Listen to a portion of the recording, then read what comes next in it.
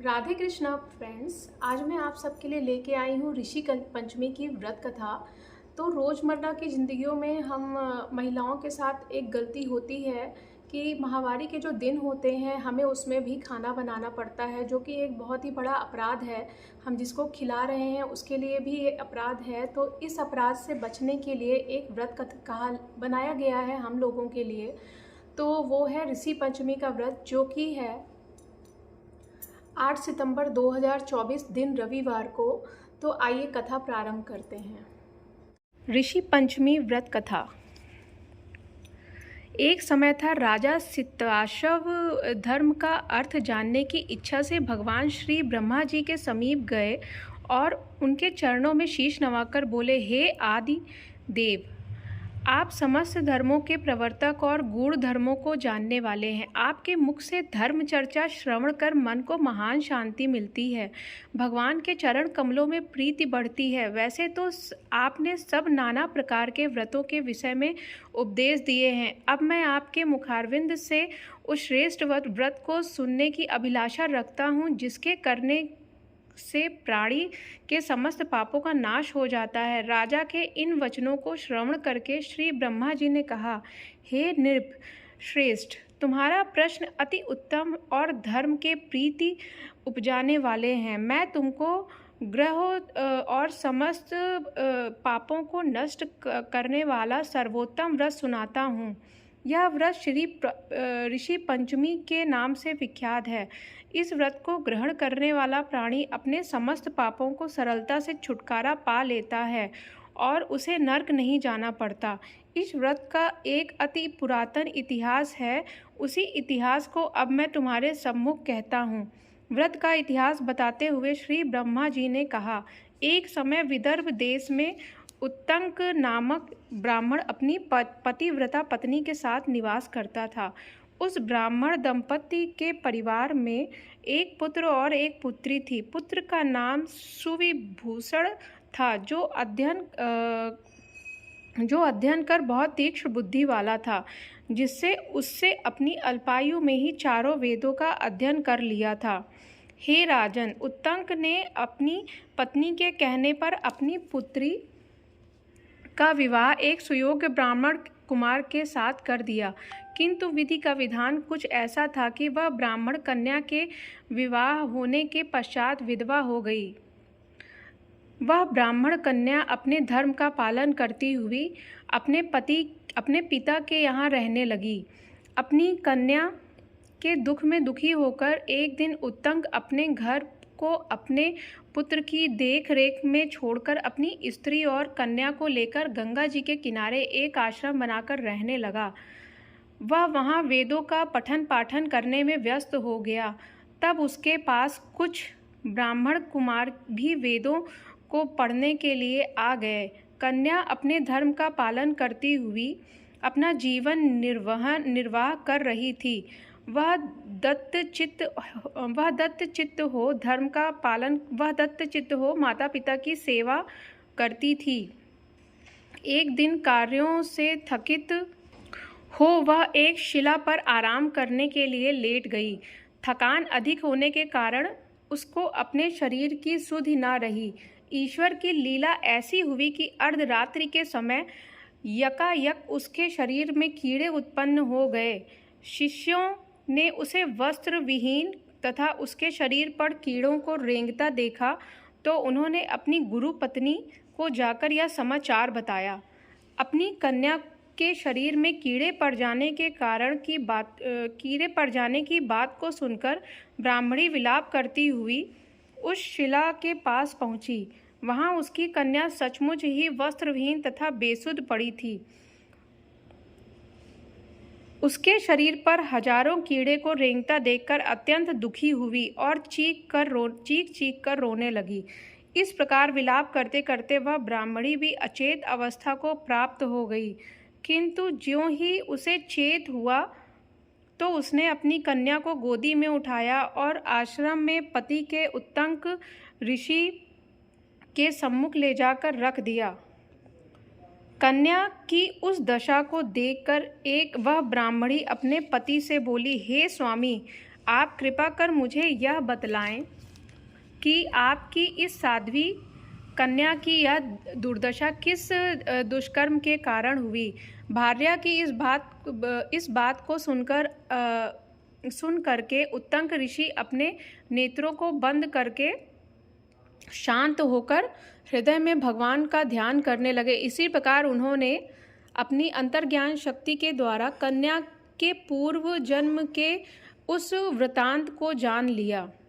तब अपने नेत्रों को खोलकर वे कहने लगे, हे प्रिय, हमारी यह कन्या अपने पूर्व के 7वें जन्म में एक ब्राह्मणी थी। उस समय इसने एक बार रजस्वला होते हुए भी घर के घड़े आदि बर्तनों को छू लिया था।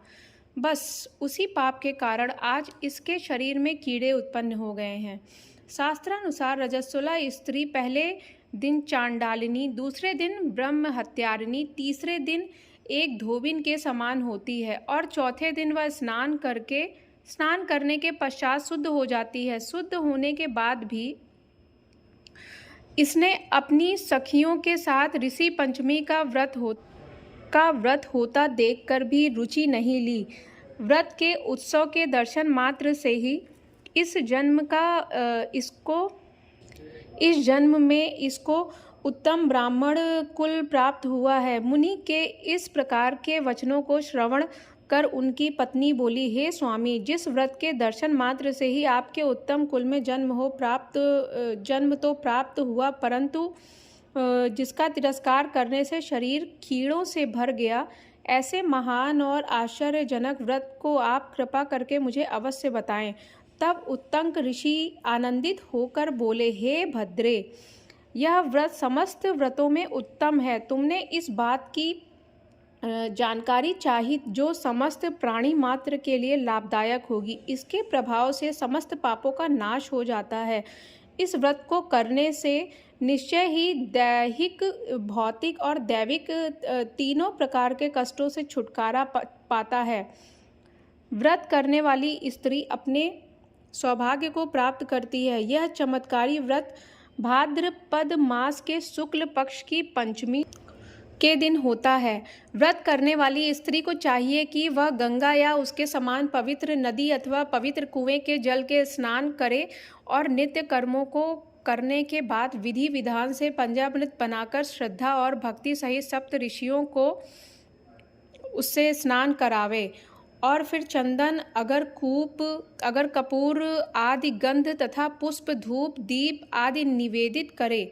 भूमि को गौ के गोबर आदि से शुद्ध करके उस पर अष्टदल कमल बनाकर अरुंधति सहित सप्त ऋषियों की स्थापना कर ली जाती है। पवित्र वस्त्रों और यज्ञोपवीत को अर्पित करें, उत्तम फलों को मिष्ठान से उनका भोग लगावें तथा अर्घ्य दें। सप्त ऋषि यथा कश्यप, अत्रि, भारद्वाज, विश्वामित्र, गौतम, जमदग्नि और वशिष्ठ जी का ध्यान करके इस प्रकार प्रार्थना करें, हे श्रेष्ठ ऋषिवरों, आप सभी मेरी पूजा को स्वीकार करें तथा मुझे कृतार्थ करें। आप मेरे द्वारा निवेदित किए हुए अर्घ्य भोग आदि को स्वीकार करें। जो स्त्री ब्रह्मचर्य धारण करती हुई इस व्रत को करेगी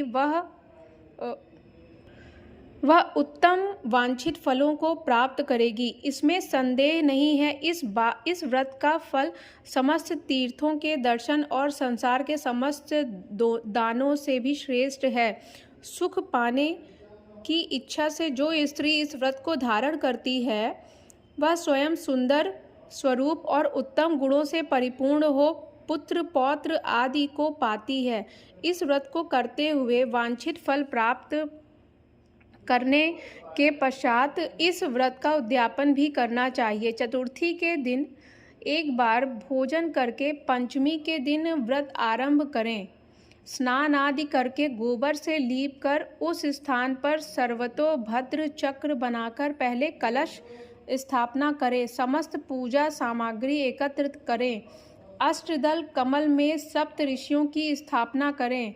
षोडशोपचार पूजन, रात्रि जागरण तथा भजन कीर्तन में बिताकर प्रातः ब्राह्मणों को भोजन करावें तथा दक्षिणा देकर उन्हें संतुष्ट करें। इति हेमाद्रो ब्रह्मांडे ऋषि पंचमी कथा समाप्तम। व्रत का विधान एवं महात्म्य। व्रत करने वाला इस दिन सूर्योदय से पहले ब्रह्म मुहूर्त में उठकर अपने नित्य कर्म से निवृत्त होवे, फिर किसी विद्वान आचार्य को बुलाकर उनके निर्देशन में भगवान का एकाग्रचित्त से पूजन करे। श्रद्धापूर्वक पंचामृत से स्नान कराकर भगवान को नैवेद्य अर्पण करे तथा समस्त पूजन की सामग्रियों को यथाविधि पूजन करे। तत्पश्चात भगवान का प्रसाद समस्त बंधु बांधव तथा कथा श्रवण करने वाले को दे और स्वयं प्रसाद पावे।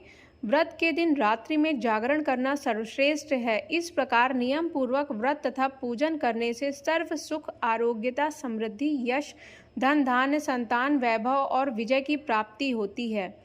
अंत में सायुज्य मोक्ष होती है। तो मेरा सभी महिलाओं से निवेदन है कि अगर आप महिलाएं माहवारी के दिनों में भी रसोई में खाना बनाती हैं तो इस व्रत को करके आप अपने पाप को कम कर सकती हैं। वीडियो अच्छी लगी हो तो लाइक, शेयर, सब्सक्राइब करना मत भूलिएगा। फिर मिलेंगे एक और नए व्लॉग के साथ। तब तक के लिए friends, Radhe Radhe, bye bye, thank you for watching.